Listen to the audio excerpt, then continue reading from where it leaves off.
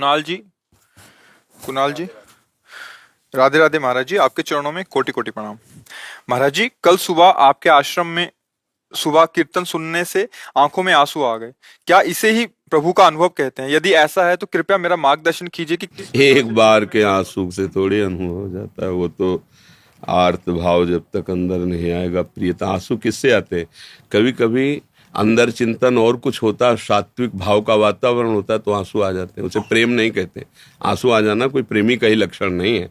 बहुत कारणों से आंसू आता है। एक बार राधा वल्लभ जी में खड़े थे और एक राधा वल्लभ जी के आगे व्यक्ति खड़े थे और राधा वल्लभ जी को देख के रो रहे थे। पीछे से अंदर ऐसा लगा कि कितनी कृपा है इनके ऊपर कि प्रभु को देख करके रो रहे हैं। तो बार बार उनके चरणों की तरफ वृत्ति गई। फिर वो सिसक के फिर उन्होंने जो प्रार्थना की, फिर हम पीछे हट गए। उनका प्रभु हमारी पत्नी तो मरणासन में थी, आपने बचा ली। और फिर पीछे हट गए। मोह राग से तो प्रभु को साधन बनाकर विषय साध्य करके रोना तो सारा संसार रो रहा है। जिसका साधन भी प्रभु और साध्य भी प्रभु, अब प्रभु के बिना जिया नहीं जा रहा है। जो प्रभु के लिए रोता है, गदगद सुर नैना सजल दंपति रस रहे भीन ईगत वृंदा विपिन, उसका रोना सार्थक होता है। समझ में आया? तो अभी तो भजन करो। ये सात्विक वातावरण का प्रभाव है कि आंसू आ गए। इसी को प्रभु का अनुभव थोड़ी कहते हैं। प्रभु का अनुभव तो जब होगा तो फिर एक अलग ही धारा बह जाएगी। नाम जप करो, नाम जप, खूब नाम जप करो। कोई नशा न करो, माताओं बहनों की तरफ गंदी दृष्टि न रखो।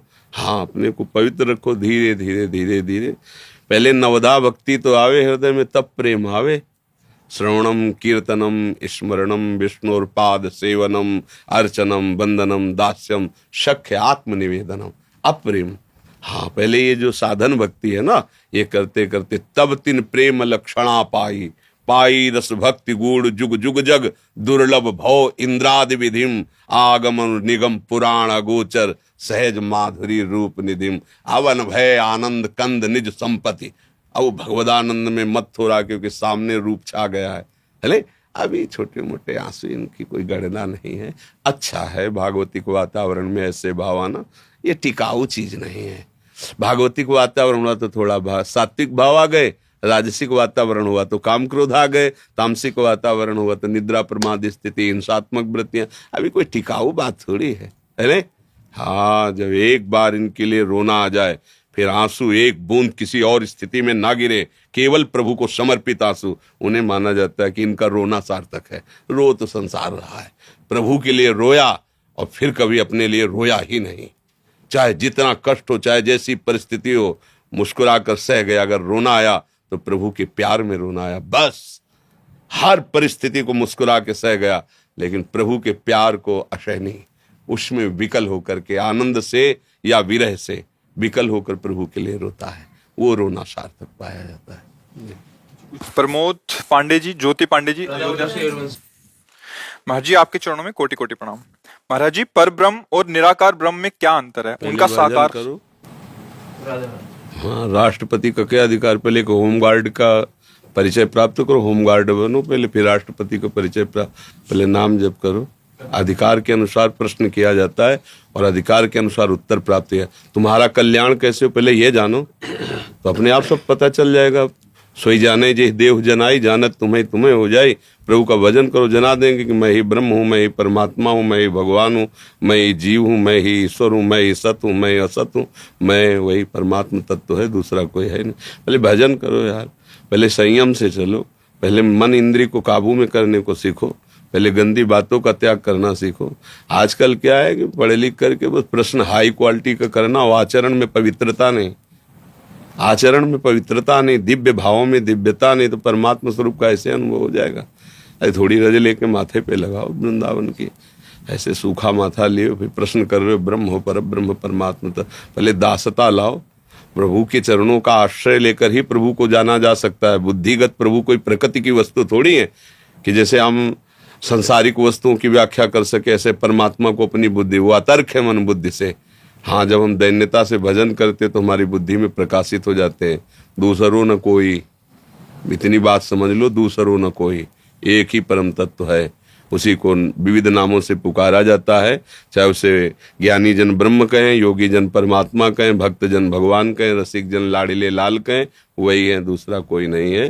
खूब भजन करो, अच्छे आचरण बनाओ, पहले आपके आचरण जगत मंगल करने वाले बने, आपका चरित्र पावन हो, आपकी इंद्रियां, आपका मन कुमार्गामी वृत्तियों से हटे, तब आगे की बात बनती। आनंद तब आता है जब हम एक नींव रखें अपनी आस्तिकता की, ऐसी नींव जिसमें पवित्रता, सत्यता, धर्म और आचरण विराजमान। समझ में आ रहा भैया?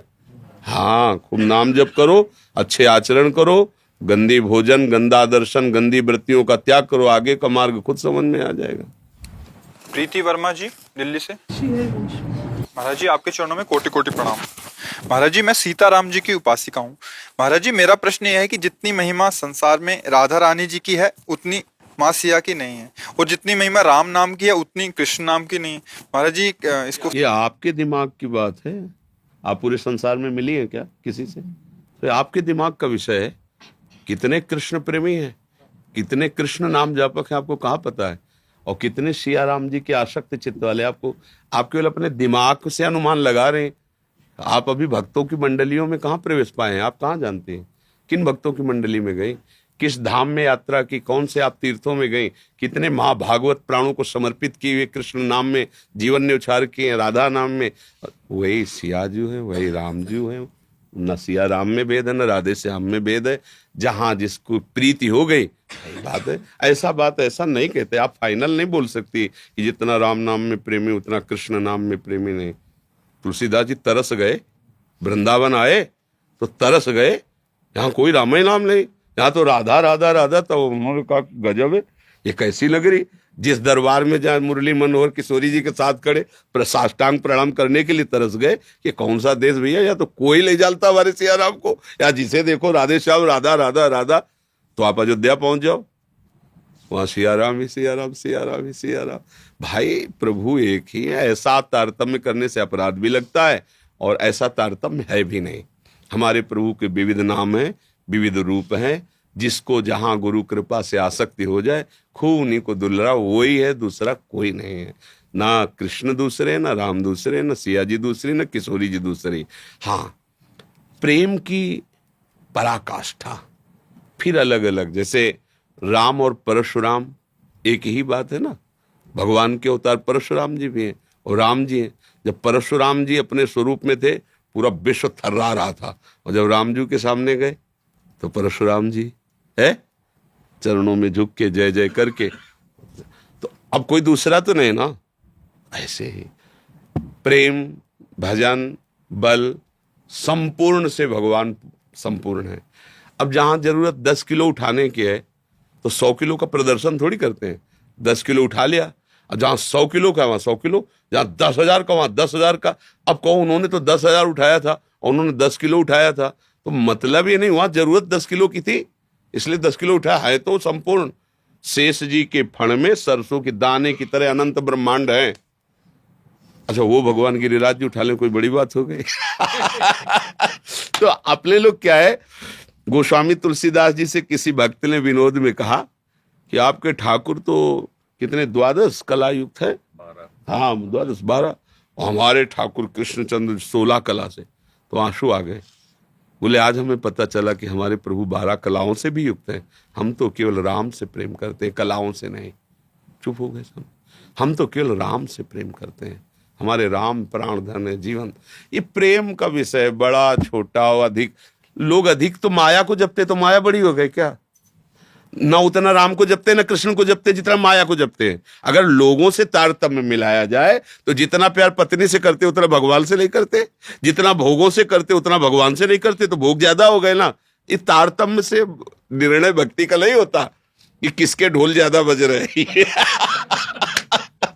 हाँ, तो भाई ये बाहरी दर्शन से हम भक्ति का निर्णय नहीं कर सकते। ये तो बहुत ही मतलब उपहास की बात हो जाएगी। ऐसे नहीं, प्रभु के सब नाम प्रिय, प्रभु के सब रूप प्रिय। प्रभु वही है, जहां जितनी लीला की आवश्यकता हो उतना दिखाया है भगवान ने।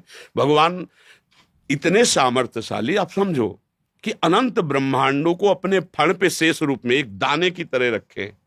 वो भगवान गिरिराज जी उठा रहे हैं। समझो। और वही भगवान जिन्होंने गिरिराज उठाया, नंद की डेहरी नहीं पार कर पा रहे। बाल गोविंद ऐसे घुटनों के बल होते हुए बाबा की डेहरी पे गए तो मोटी डेहरी महल की, और लकड़ी की होती थी पहले मोटी डेहरी, डेहरी पूजन होता था, ऐसे मोटी डेहरी। अब चढ़ गए, छाती तो ऊपर हुई, पैर श्री चरण ऊपर उठ गए, अब आगे हाथ नहीं जा सकते कि छोटे गोपाल जी हैं, अब रो रहे हैं, ना इधर ना उधर। कौन? जिन्होंने एक पग में ब्रह्मलोक तक नाप लिया था, जरूरत पड़ी तो नपना कितना बड़ा हो गया। और नारद जी आए थे दर्शन के लिए, नारद जी ने देखा, दौड़ पड़े बीणा धर, बोले नहीं तुम दूर रहो, ये सुख हम यशोदा मैया को देने के लिए कर रहे हैं। माँ माँ माँ दौड़ के आई, दासियों पर बिगड़, अरे मेरा लाला गोद में उठाया, ऐसे छाती से। नारद जी देखते रह गए। तो अब कह दो कि ये बाल कन्हैया डेहरी भी नहीं पार कर पा रहे हैं, ये सुख देने के लिए। सामर्थ्य कितनी है, शेष जी के सर पर सरसों के दाने की तरह रखा है, कोई फर्क नहीं पड़ रहा। अनंत ब्रह्मांडों का वजन, मतलब असीम अनंत सामर्थ्यशाली भगवान का जैसे स्वरूप है वैसे ही नाम है।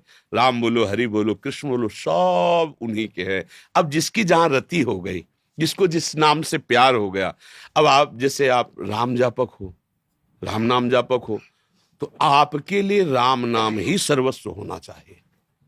बस जम जाओ, उत्तम के बस असमन माही, सपने हो आन पुरुष जगनाई। मेरे लिए तो मेरे प्रभु ही सब कुछ है, और जो प्रभु गुरुदेव ने दिए हैं उन्हीं के नाम रूप में अपना जीवन समर्पित। छुटाई बड़ाई महिमा प्रसिद्धि ये तो सब बेकार की बातें हैं। अगर कोई राम नाम ना जपे तो हम राम नाम की महिमा नहीं जानेंगे क्या? हम राम नाम नहीं जपेंगे क्या? बहुत लोग जप रहे हैं इसलिए हम जप रहे हैं क्या? अरे हमारा पर्सनल प्रेम है प्रभु से। कोई जपे या ना दे, कोई तो गाली दे रहा है तो हम भी देंगे क्या? कोई अपमान कर रहा है, कोई कुछ कर रहा है, तो हम उससे क्या प्रभावित होंगे क्या? क्या तुम सच्चिदानंद को डाउन कर पाओगे क्या? अरे तुम अपना ही नाश कर रहे हो। तो हमको अपनी भक्ति देखनी है, हमारे गुरुजनों ने जो हमें उपदेश किया हमें उसके अनुसार चलना है। देखो 1 करोड़ संसारी आदमी बोले और एक महात्मा बोले तो 1 करोड़ की समानता, मतलब एक उस महात्मा की वाणी से 1 करोड़ की समानता नहीं की जा सकती। भैया 1 करोड़ बोल रहे इनकी बात मान, नहीं, ये विषय सेवन करने वाले, इनका अनुभव 1 करोड़ का ठीक नहीं, लेकिन एक निर्विषय भगवत प्राप्त महात्मा बोल रहे उसकी बात माननी है। अगर एक भक्त बोल रहा है तो पूरा विश्व एक तरफ, भक्त की वाणी है एक तरफ, हमें भक्तों को देखना है। तो अगर आपको देखना है तो भगवान ने जहां जहां अवतार लीलाएं की हैं वहां का रंग है। आप जाओ, चित्रकूट जाओ, अयोध्या जाओ, देखो कैसे राम भक्त हैं। अब आओ वृंदावन, तो ये तो किशोरी जी का महल है, यहाँ तो डाल डाल और पात पात पे राधे राधे हो, यहाँ किसी के लिए चले यहाँ तो किसी भी उपासना को जय जय श्री राधे बोलना ही पड़ेगा। ये धाम है, महारानी जी का महल है, यहाँ तो बोलना ही पड़ेगा। तो कोई भी किसी भी उपासना को बाद में बोलना पड़ेगा जय जय श्री राधे। महारानी के महल में रह रहे हो, उनकी जूठन खा रहे हो, तुम्हें जय जय बोलना पड़ेगा। तो ये भाव थोड़ा सा इसका सुधार किया जाए। हाँ, उसको। अवधेश शर्मा जी, गुरुदेव आपके चरणों में कोटि कोटि प्रणाम। गुरुदेव, श्री जी का नाम जप कब नहीं कर सकते? मैं फौजी हूँ, समय के अभाव के कारण। नाम जप तो हर समय कर सकते हैं। नाम जप में कोई पवित्रता का विधान नहीं। नाम जप के लिए कोई ऐसा नहीं है कि आप ऐसे होकर के जपिए। हाँ, बूट पहने हुए खड़े हैं, जो मिला सो खा लिया, राधा राधा राधा राधा, कोई परेशानी नहीं। मंत्र जप के लिए थोड़ा शास्त्रीय विधान की जरूरत है। भगवान का नाम तो परम पावन है। अहो वत्सुपचतो गरीयान यज्जिभ्याग्ये वर्तते नाम तुभ्यम। वो नीच आचरण करने वाला, नीच आहार करने वाला, उसमें तो लिखा है कुत्ते का मांस खाने वाला भी परम पवित्र है जिसकी जिह्वा से भगवान का नाम उच्चारण हो रहा है। अहो वत्सुपचतो गरीयान, वो चांडाल जो कुत्ते का मांस खाता है पर उसकी जिह्वा में भगवान का नाम विराजमान है। गरियान माने श्रेष्ठ होता है। अहो बत, अहो आश्चर्य है, आचरण तो इतने नीच है पर उसकी जिह्वा पे भगवान का नाम आ गया, अब इसका मंगल हो जाएगा। अहो बत सुपच तो गरियान या जिभ्यागे वर्तते नाम। उसने सारी तपस्या का फल प्राप्त कर लिया, उसने वेदाध्ययन कर लिया, उसने सारे तीर्थों का अवगाहन कर लिया, जिसने प्रभु का नाम अपने मुख पर विराजमान कर लिया। तो जैसी परिस्थिति वैसी परिस्थिति में भगवान का नाम जपना प्रारंभ कर दो। जैसी परिस्थिति चाहिए वैसी आ जाएगी वो नाम के बल से। हमें नाम नहीं छोड़ना, नाम जप प्रारंभ करो। ये दिव्यता जब अंदर जाएगी तो सब सुधार हो जाएगा। धीरे धीरे धीरे सब पवित्रता आ जाएगी। मंत्र के लिए शास्त्रीय विधान है, मंत्र तो जब रिटायर हो जाए तो फिर ले लेके अपना आप, ये एक दिनचर्या है, पर वो जब तक सेवा में रहे तब तक फिर नाम जप करता रहे और भगवान के आश्रित रहे। कब प्राण छूट जाए, कैसे छूट जाए, कुछ पता नहीं। अगर हम इंतजार करें कि रिटायर होंगे तब हम पवित्रता से भजन करेंगे तो वो समय मिले कि ना मिले, है नहीं। वैसे सबकी मृत्यु कब है किसी को पता नहीं है। फिर ये डिपार्टमेंट तो ऐसा है, कब कहाँ भेज दिया जाए, कब क्या लीला हो जाए। इसलिए नाम जप तो करो ही, जैसी भी परिस्थिति हो नाम जप करो, मंगल ही होगा, अमंगल तो हो ही नहीं सकता है। महाराज जी मैं पहले हनुमान जी का भक्त था, बट अभी मैं राधा रानी की भक्ति करता हूँ। महाराज जी मैं हनुमान जी को भी भूल नहीं सकता। महाराज जी जिनकी कृपा से मुझे सब मिला है, महाराज जी मेरा मार्गदर्शन करें। मैं तो कौन रोकता कौन है। खूब भाव कर कर के लगे रहिए, वो महाभागवत हैं, जब कृपा करेंगे तो एक जगह भाव रोक देंगे। वही है ना भाई, जैसे अंगुली पकड़ के हम चल रहे हैं, माँ चला रही, और मंदिर ले जा रही, सब जगह ले जा रही, पर माँ है ना वही तो ले जा रही है। और वो जहाँ उचित समझेगी बैठाल देगी, बैठ जा तू, अब यहाँ निर्भय स्थान है, अब तेरा ये पक्का स्थान, तू बैठ, मैं जा रही हूँ किसी सेवाकार से, यही मिलना। तो ऐसे ही जो भी जिनकी हम आराधना करते हैं वो जब हमको अपने प्रिय स्थान पर पहुंचा देते हैं, कहते हैं हमारी सेवा हो गई, अब तू यहीं बैठ, यहीं निष्ठा जमा, अनन्य भाव से इन्हीं का वही आपको संकेत कर देंगे। छोड़ने का तो सवाल ही नहीं होता है।